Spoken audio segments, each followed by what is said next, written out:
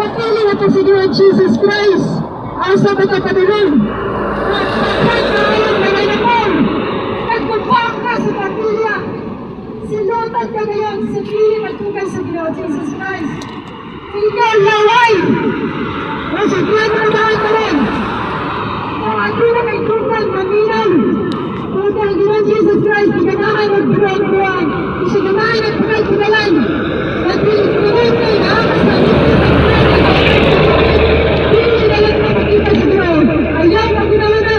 Mawala ka makita sa Ginoong Jesus Christ. Salvisa ng pinakagpunay na dahil sa isang kahayan. Hayang sa pangalan sa Ginoong Jesus Christ. Dahil, ang kalipatanong sa Ginoong Jesus Christ, lahat at huwag sila maglakaw sila. Misingit ang tiyog sa Ginoon sa katalanan. Ang iyon ang Ginoon, at sila kay dalaman.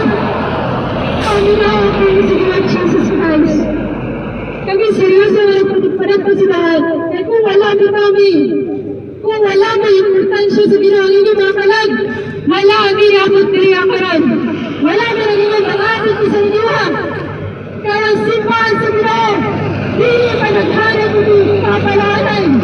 So, kapag nagdaghan kayo ng inakot, daghan kayo ng sunod sa simbahan. Pero kasi tayo, patuloy din sa inyo na kalibutan. Kung born again Christian ka, makantagad pang Christian, kanta. Kung kalibutan ka, wala na mabuhat mo. Sino na Ginoo? Pili kayo makasulog sa pinarihan sa Ginoo. Ang bakapon, mo ka na masaksi ng bakap, hindi ka nagagbutan sa Ginoong Jesus Christ. Nagsan, ma-remember ang nanino sa outline, ang mga tuba mo sa Ginoo na nagkaroon nila. Babae, gagmay.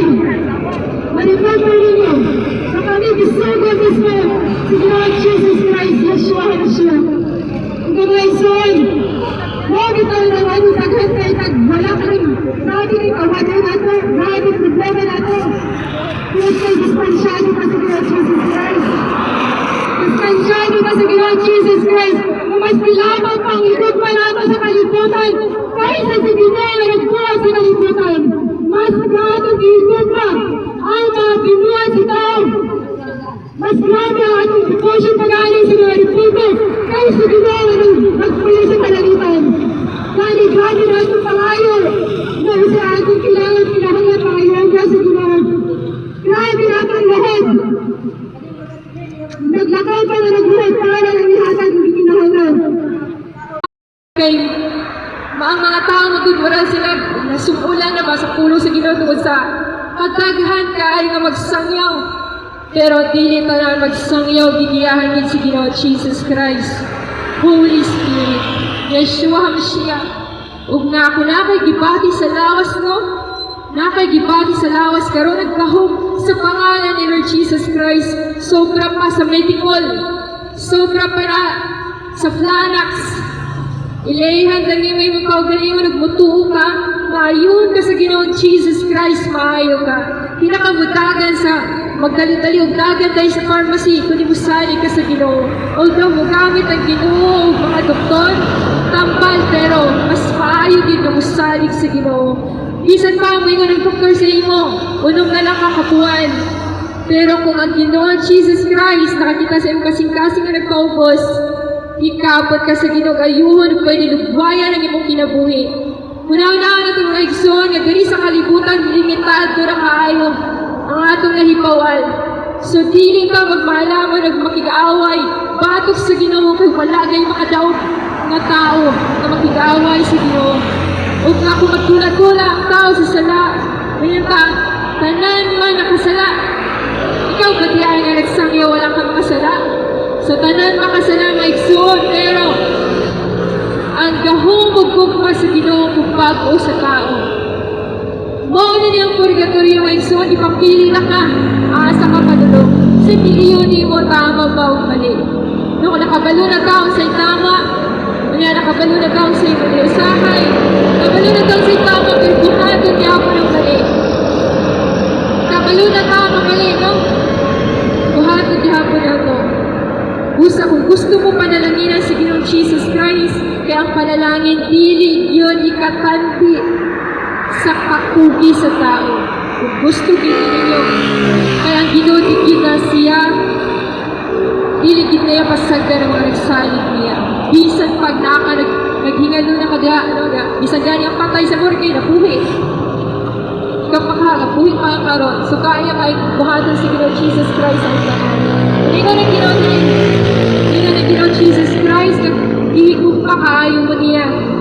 For God so loved the world that He gave His only begotten Son, ay ihigugma sa Diyos sa kalibutan, na gihatag niya ang iyang kaisa-isang anak na si Lord Jesus Christ. Gawaton si Lord Jesus Christ, o kanani mo gikinahanglang tagbuon sa Ginoo sa walay gabta. Kanani mo gikinahanglang tagbuon sa Ginoo, basta maayo ang motibo sa ikasing-kasing. Kaya sa'yo, maayo ang tao, murag na tayo na kitang silingan ang Ginoo labaw sa kanangalan, o na siya gamhanan. So dapat kung mangayo ka at tunay na kung respeto sa Ginoo Jesus Christ aron tungkod ka. Para ito mga igsoon, salamat kayo sa pagpaminaw. O nga ako pong kauman, makigistorya po sa inyo karon. Salamat kayo. May bumtag mag-abot sa inyo mga igsoon nga ayaw na mo paglangan sa paghinusol kada adlaw. Ayaw na mo paglangan sa pag-ampo kada adlaw. Na ayaw na mo paglangan sa pagduol sa Ginoo samtang napay higayon. Kay moabot ang panahon nga maglisod na ka og ampo. Tungod kay kuhaon na sa Ginoo Yeshua HaMashiach sa Hebrew nga pinulungan. O sa English mo na siya Jesus Christ. So mo na ang pangalan sa Ginoo sa Israel. Kay sa Israel sa Lord Jesus Christ ipanganak, dito po siya nagdako o mo na iyang inistoryahan. O nga igsoon gusto sa Ginoo Jesus Christ nga magpaubos na sa iyaha tungod kay kung nakita ninyo grabe na katalagman kay karon ug nga grabe na kay gubat sa lain nasod. So karon dili pa nato mabatig yun ang gubat no kay apatas Pilipinas pero ibati na nato ang kagutom crisis. Grabe na kaayo karon ug kung wala kay Lord Jesus Christ kinsa may provide sa imong pagkaon. Sa mo nga bisan pa sa atong pagkapobre no pinangka ka sa Ginoo Jesus Christ kaya ang ginharian sa Ginoo gitanyag na para sa mga pobre ug lisod para sa mga dato, mga mapahitason, garbusa, mga himantayon, mga chismosa ang makasulod sa langit. So, dili nga pwede ba ikaw nga tuod kay sige kag simba, maluwas na ka. So, dili ang building, dili ang maaari pastor o po pangluwas sa imo ha, kundi ang Ginoo Jesus Christ nga gitawag sa Hebrew nga pinulungan, Yeshua HaMashiach.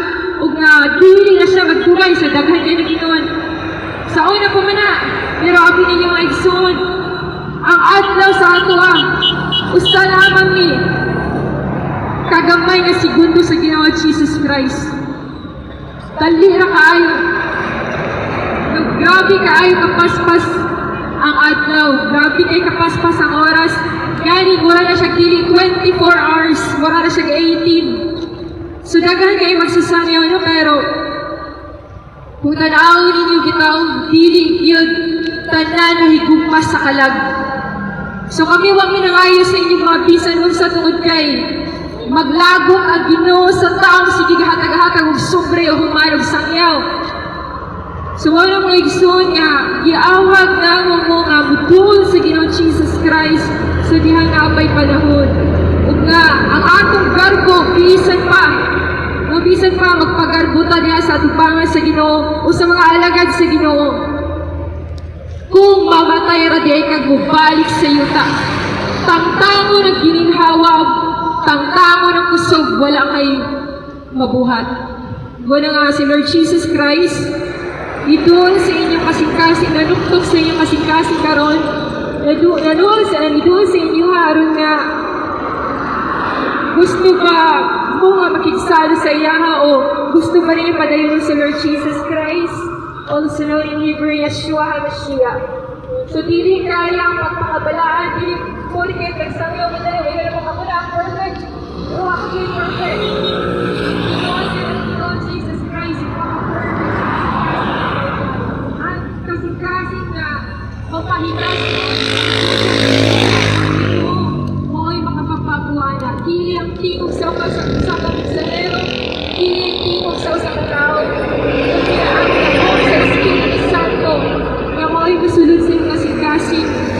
bag-o sa imuha. Dili ang sipisan kinsa nga tingog kundi tingog sa Ginoong Jesus Christ. Kung karong adlaw na dungog ninyo ang tingog sa Ginoo nga labing ganghanan, ayaw ipagahi ang inyong kasing-kasing aron sa pagsukol. Tungod kay ang Ginoo yun, labing ganghanan ug pati makadaog sa mga bisan-bisang tao.